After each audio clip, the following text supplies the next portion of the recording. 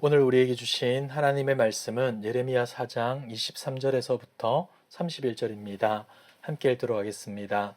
보라, 내가 땅을 본즉 혼돈하고 공허하며 하늘에는 빛이 없으며 내가 산들을 본즉 다 진동하며 작은 산들도 요동하며 내가 본즉 사람이 없으며 공중의 새가 다 날아갔으며 보라, 내가 본즉 좋은 땅이 황무지가 되었으며 그 모든 성읍이 여호와의 앞 그의 맹렬한 진노 앞에 무너졌으니 여호와께서 이와 같이 말씀하시길 이 온 땅이 황폐할 것이나 내가 진멸하지는 아니할 것이며 이로 말미암아 땅이 슬퍼할 것이며 위에 하늘이 두려울 것이라. 내가 이미 말하였으며 작정하였고 후회하지 아니하였은즉 또한 거기서 돌이키지 아니하리라 하셨음이로다. 기병과 할 쏘는 자의 함성으로 말미암아 모든 성읍 사람들이 도망하여 수풀에 들어가고 바위에 끼어 오르며 각 성읍이 버림을 당하여 거기 사는 사람이 없나니 멸망을 당한 자여 내가 어떻게 하려느냐. 내가 붉은 옷을 입고 금장식으로 단장하고 눈을 그려 꾸밀지라도 내가 화장한 것이 헛된 일이라. 연인들이 너를 멸시하여 내 생명을 찾느니라. 내가 소리를 들은즉 여인의 해산하는 소리 같고 초산하는 자의 고통하는 소리 같으니 이는 시온의 딸의 소리라. 그가 헐떡이며 그의 손을 펴고 이르기를 내게 화가 있도다. 죽이는 자로 말미암아 나의 심령이 피곤하도다 하는도다. 아멘. 하나님의 백성이 신실하게 살면 자신뿐 아니라 온 세상이 복을 받게 됩니다. 반대로 그들이 죄를 지으면 자신뿐 아니라 다른 이들 또한 고통과 피해를 경험하게 되죠. 오늘 예레미야 선지자는 이스라엘 백성들의 죄로 인한 임박한 심판이 유다 땅에만 머물지 않고 전 우주에까지 미쳐질 것이라 예언해 줍니다. 23절에서 26절을 보시면 그 심판의 내용이 기록되는데 요약하자면 이렇습니다. 땅은 공허와 혼돈, 하늘은 빛을 잃습니다. 산들은 진동하고 요동하며 사람들은 도망쳐 사라집니다. 심지어 공중의 새들마저도 다 날아가 버리죠. 풍성한 소출을 내었던 땅은 황무지로 변하고 번영을 상징했던 성읍들은 무너지고 말 것입니다. 우리가 여기서 주목해야 할 점은 지금 예레미야 선지자가 창세기 1장을 염두에 두고 예언하고 있다는 사실입니다. 창세기 1장 2절을 보십시오. 땅이 혼돈하고 공허하며 흑암이 깊음 위에 있고 하나님의 영은 수면 위에 운행하시니라. 남유다의 임할 심판은 온 우주 만물을 창조 이전 상태로 되돌리는 것과 같음을 예언합니다. 사실 창조의 역사는 무질서에서 질서로 변화된 사건인데 오늘 본문에 나타난 심판은 질서로부터 무질서로 변화될 것을 알려줍니다. 폐허가 될 유다가 마치 무질서의 상태와 같을 거라는 것이죠. 유다에 임할 하나님의 심판이 얼마나 크고 심각한지를 잘 보여주는 표현인 것입니다. 하나님께서 이스라엘을 택하셨을 때 그들에게는 언약 백성이라는 새로운 질서가 세워졌습니다. 그리고 출애굽 역사를 통해서는 노예 신분으로부터 해방이라는 새로운 질서가 실현되었죠. 그런데 이 질서가 죄악으로 말미암아 망가지고 무너졌으며 더 나아가 온 우주의 질서마저도 혼란으로 빠지게 될 것이라 오늘 선지자는 말해줍니다. 하나님의 권능의 손 아래에서 이 같은 심판이 이루어진다는 것이죠. 흑암과 무질서로 묘사된 심판의 메시지에는 남유다에게 그 어떤 희망조차 허용하지 않아 보입니다. 하지만 그렇지 않음을 27절에서 알려줍니다.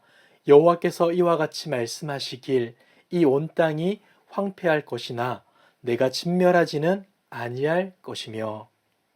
절망적인 상황에 대한 예언은 온 땅이 황폐하게 되겠지만 모든 것이 진멸되지는 않을 것이라는 이 구절에서 일단은 멈춰서게 되는 겁니다. 하지만 그렇다고 해서 심판의 메시지가 여기까지다라는 말은 아닙니다. 28절을 이어서 보겠습니다. 이로 말미암아 땅이 슬퍼할 것이며 위에 하늘이 어두울 것이라.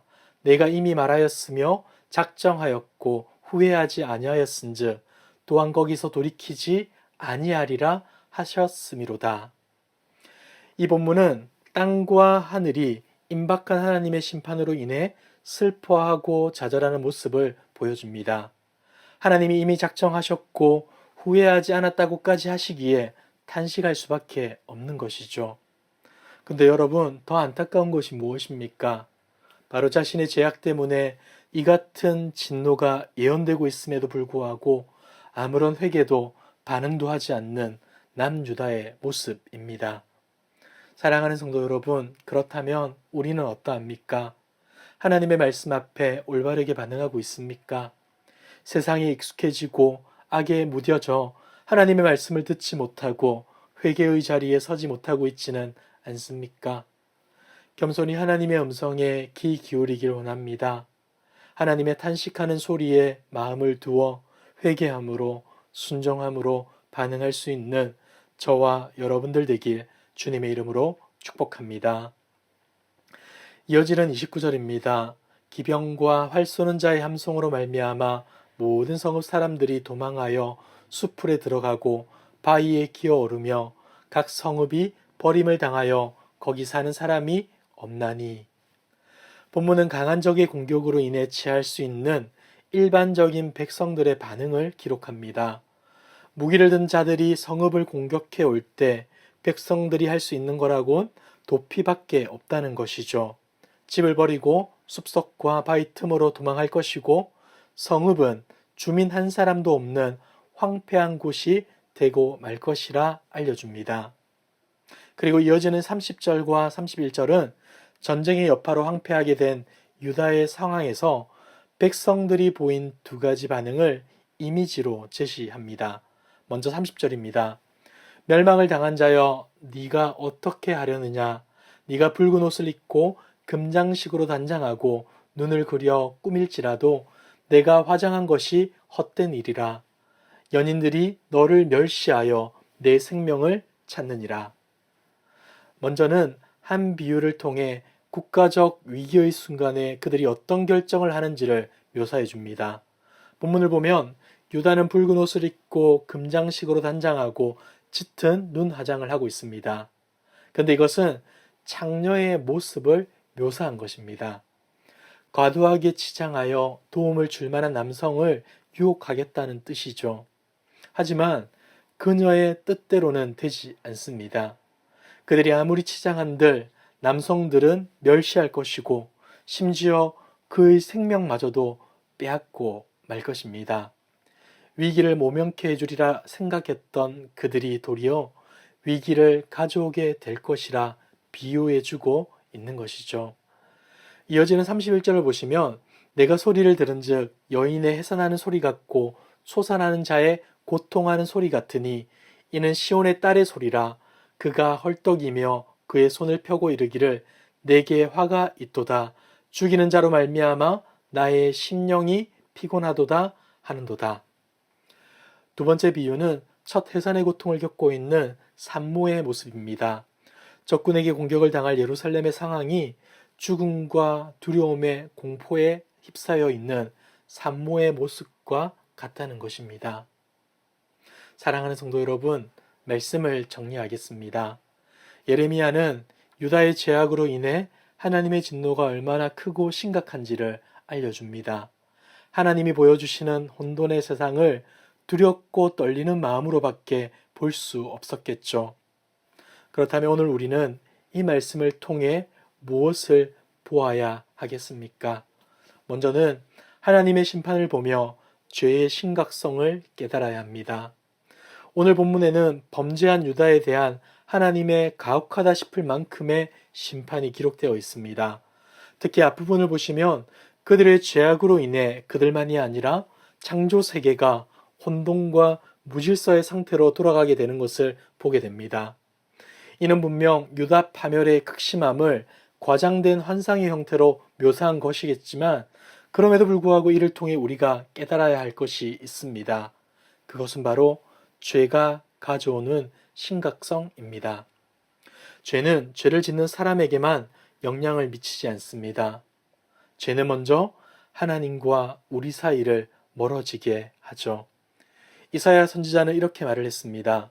이사야 59장 1절과 2절입니다.